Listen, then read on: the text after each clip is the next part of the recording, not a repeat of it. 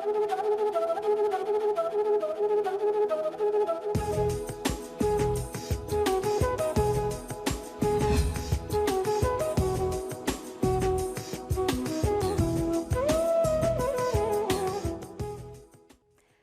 स्वागत है आपका आपके सितारे में और मैं हूं आपके साथ दिव्या। आज आपके सितारे में हम जानेंगे क्या कहती है देवशयनी एकादशी, क्या है इस व्रत का विधि विधान, ये सभी बातें बताएंगे आचार्य जी। साथ ही इसके अलावा जानेंगे आज का राशिफल। तो देर कैसी, शुरू करते हैं आपके सितारे। लेकिन सबसे पहले स्वागत है आपका आचार्य जी हमारे स्टूडियो में। जी नमस्कार। आपके सितारे में आप अपनी हर क्या होती है देवशयनी एकादशी, तो जानिए पंडित वैभव नाथ शर्मा से देवशयनी एकादशी व्रत का विधि विधान।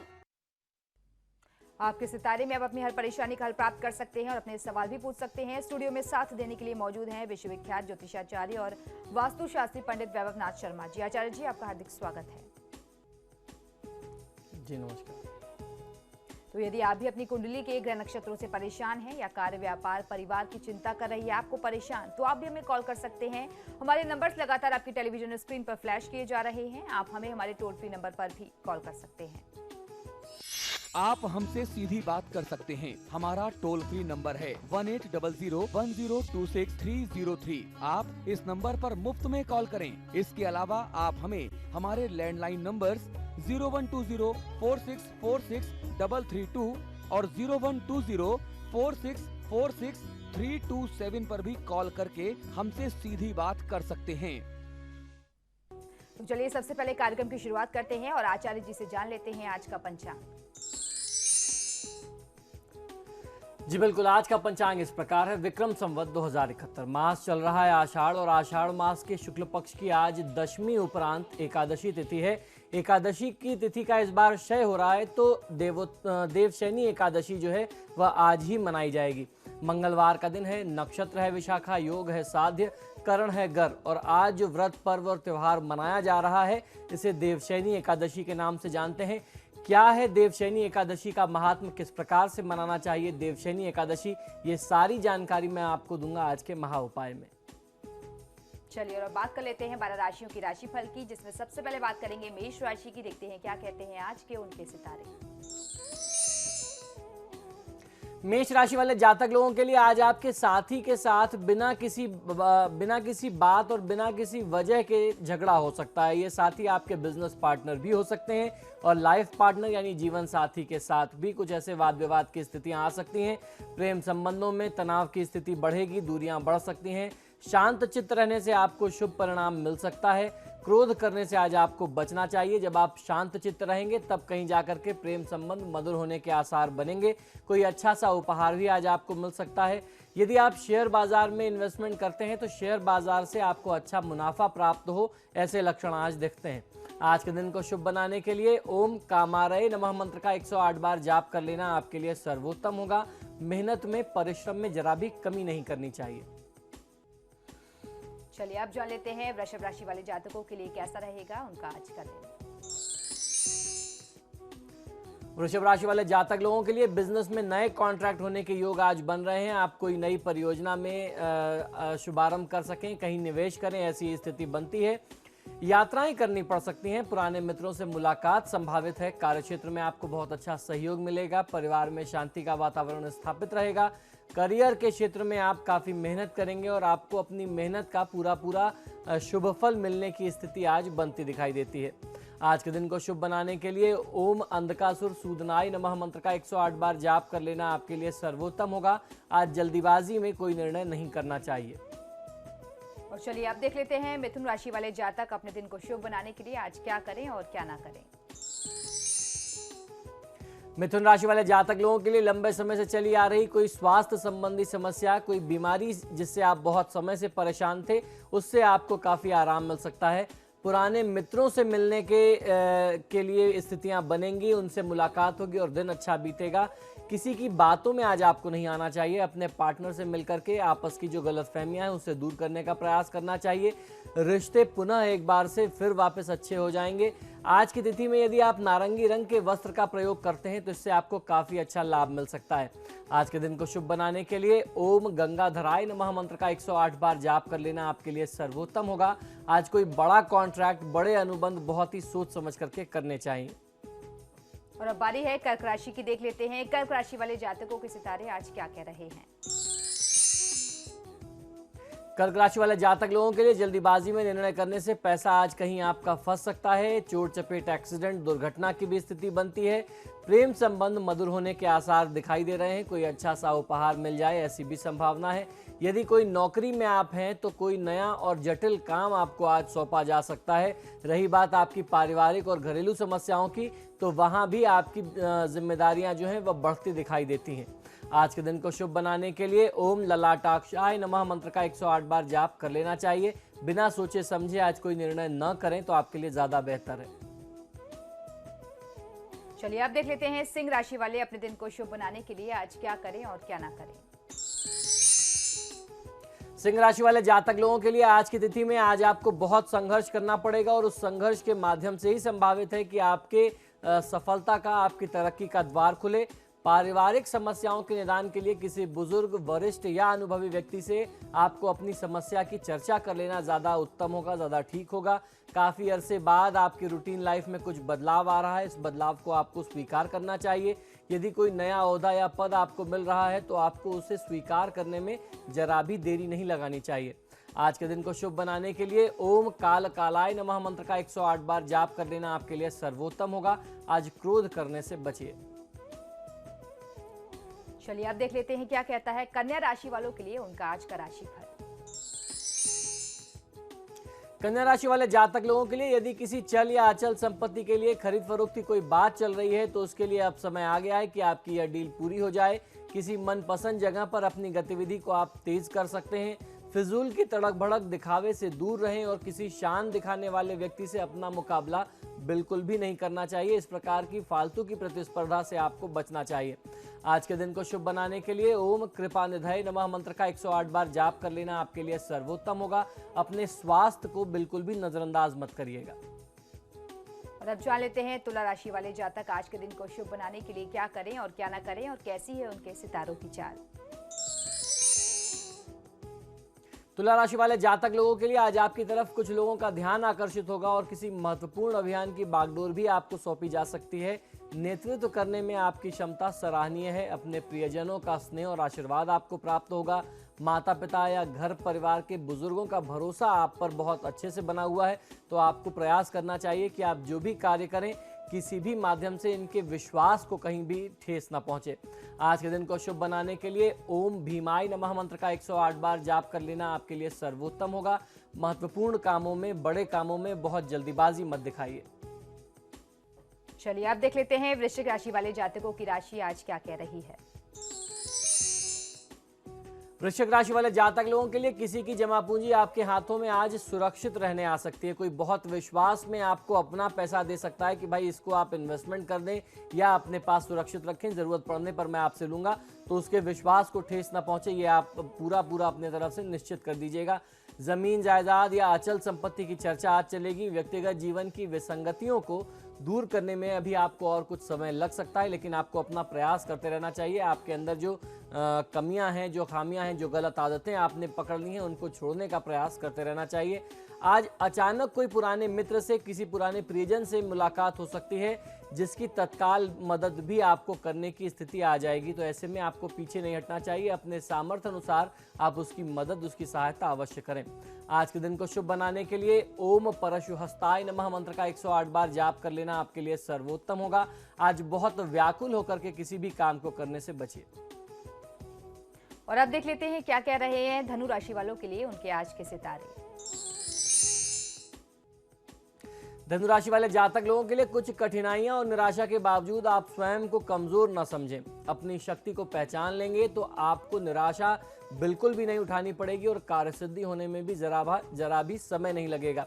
चुपचाप अपना काम किए जाना ही अच्छा है आपके लिए। जिस कार्यभार को आप प्राप्त करना चाहते हैं उसमें आज आपको बहुत बड़ी सफलता प्राप्त हो सकती है।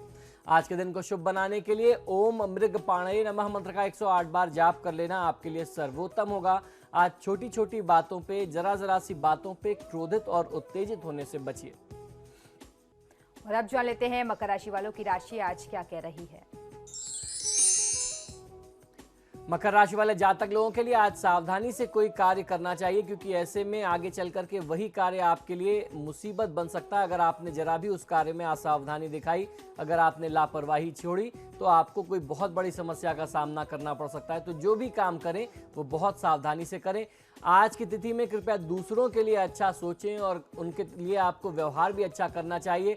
लेकिन अगर किसी को अपने स्तर पर सहायता या सहयोग करना ही है तो पहले अपने हितों को आप जरूर देख लें, फिर उसके बाद दूसरों की सहायता करें, क्योंकि आगे की परेशानियों का अंदाजा पहले से ही लगा लेना चाहिए। खुद को पहले सुरक्षित करके चलना चाहिए। तो अपनी व्यवस्था करके फिर आप उसके बाद सामाजिक स्तर पर लोगों की सहायता करें तो ज्यादा उत्तम होगा। आज के दिन को शुभ बनाने के लिए ओम जटाधराय नमः मंत्र का 108 बार जाप कर लेना आपके लिए सर्वोत्तम होगा। आज मन में बहुत ज्यादा अशांति होगी तो मन को अशांत होने से, भटकने से रोकना चाहिए। अब देख लेते हैं कुंभ राशि वालों का आज का दिन कैसा रहने वाला है और आज के दिन को शुभ बनाने के लिए वो क्या करें और क्या ना करें। कुंभ राशि वाले जातक लोगों के लिए कोई ऐसा व्यक्ति जो आपका बहुत ज्यादा विरोधी है या फिर बिजनेस में आपका राइवल है, आपसे बहुत ज्यादा ईर्ष्या रखता है, उसका पूरा ध्यान आपके पीछे लगा हुआ है, आपके काम पर लगा हुआ है। अपने कामकाज में आपको साफ सुथरी डीलिंग रखना चाहिए और लालच प्रलोभन से बचना चाहिए। हो सकता है वो किसी न किसी षड्यंत्र के माध्यम से आपको फंसाना चाहे। यदि जरा सी भी चूक हो जाएगी तो फिर आपका सारा कार्य, सारी मेहनत खराब हो जाएगी और उसके साथ साथ आपके ऊपर कुछ आरोप प्रत्यारोप की स्थिति भी लगा सकता है। आपकी सारी मेहनत व्यर्थ करने के प्रयास में वह व्यक्ति काफी समय से लगा हुआ है, तो थोड़ा सा सचेत रहना चाहिए। आज के दिन को शुभ बनाने के लिए ओम कैलाश वासने नमः मंत्र का 108 बार जाप कर लेना आपके लिए सर्वोत्तम होगा। आज क्रोधित होने से स्वयं को बचाइए। और अब बारी है आखिरी राशि की, जान लेते हैं मीन राशि वाले आज के दिन को शुभ बनाने के लिए आज क्या करें और क्या ना करें और कैसी है उनके सितारों की चाल। मीन राशि वाले जातक लोग, यदि आप कुछ नया कार्य प्रारंभ करना चाहते हैं तो ये समय आपके लिए सर्वोत्तम है। इस समय में आप किसी भी नए कार्य को आरंभ कर सकते हैं। आपकी प्रतिष्ठा और व्यक्तित्व के लिए ऐसे काम ज़्यादा फलदायी सिद्ध होंगे जो आपकी अपनी प्लानिंग है। आपके कारोबार और ओहदे में भी बदलाव आएगा और लोगों की पहली नज़र भी आपके प्रति बदल जाएगी। यदि आप किसी मकान या वाहन आदि का सौदा करना चाहते हैं तो ये समय बहुत अच्छा है आपके लिए। वर्तमान समय में भवन, भूमि और वाहन इत्यादि का सुख आप बहुत अच्छे से प्राप्त कर सकते हैं। आज के दिन को शुभ बनाने के लिए ओम कवचने नमः मंत्र का 108 बार जाप कर लेना आपके लिए सर्वोत्तम होगा। आज जब भी बोलें तो मीठे बोल बोलना चाहिए, कड़वे बोल बोलने से आप बचिए। और फिलहाल यहाँ रुकेंगे एक छोटे से ब्रेक के लिए, लेकिन आप बने रहिए हमारे साथ क्योंकि ब्रेक के बाद आचार्य जी बताएंगे आज का महा उपाय, जिसमें जानेंगे देवशयनी एकादशी का महत्व। बने रहिए हमारे साथ।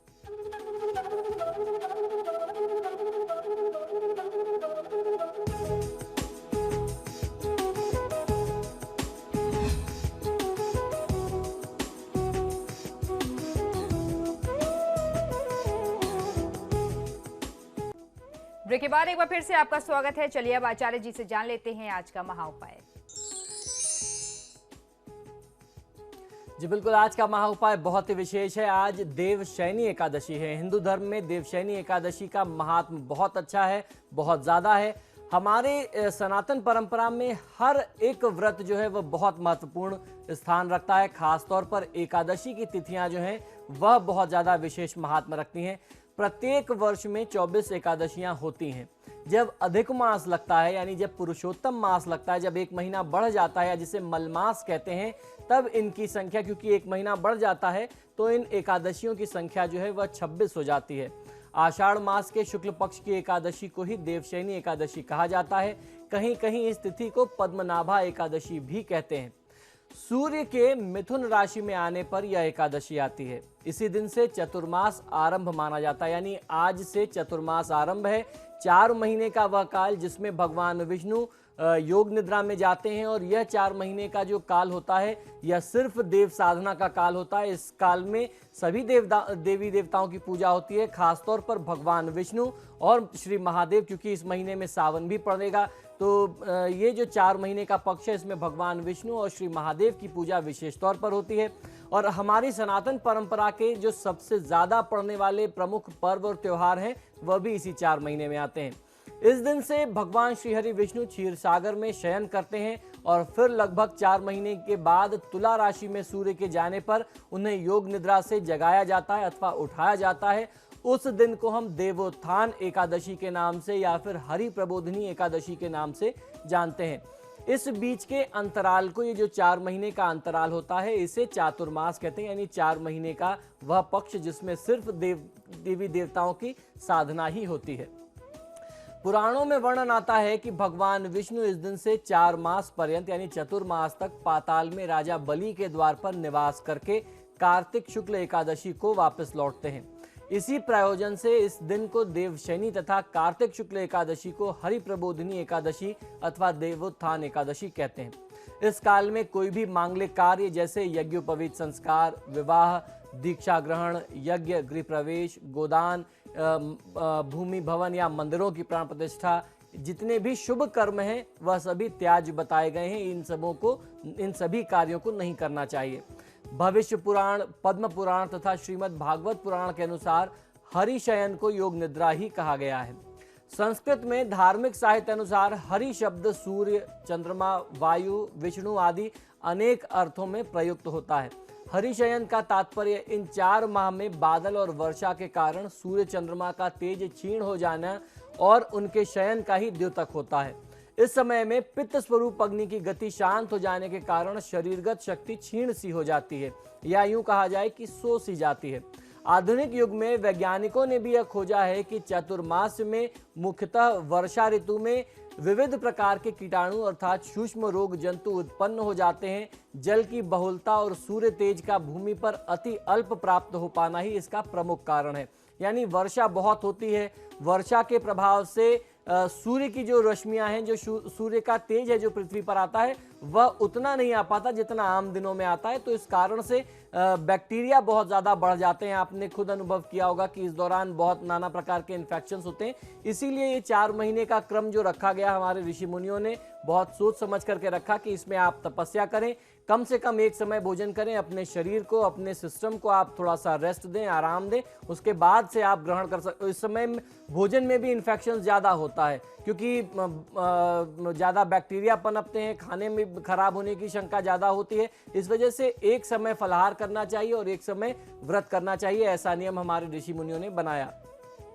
धार्मिक शास्त्र के अनुसार आषाढ़ शुक्ल पक्ष में एकादशी को शंखासुर दैत्य का वध किया था, अतः उसी दिन से आरंभ करके भगवान 4 मास तक क्षीर समुद्र में शयन करते हैं और कार्तिक शुक्ल एकादशी को फिर जागृत होते हैं या जागते हैं। पुराण के अनुसार यह भी कहा जाता है कि भगवान हरि ने वामन रूप में दैत्य बलि के यज्ञ में 3 पग दान के रूप में मांगे थे।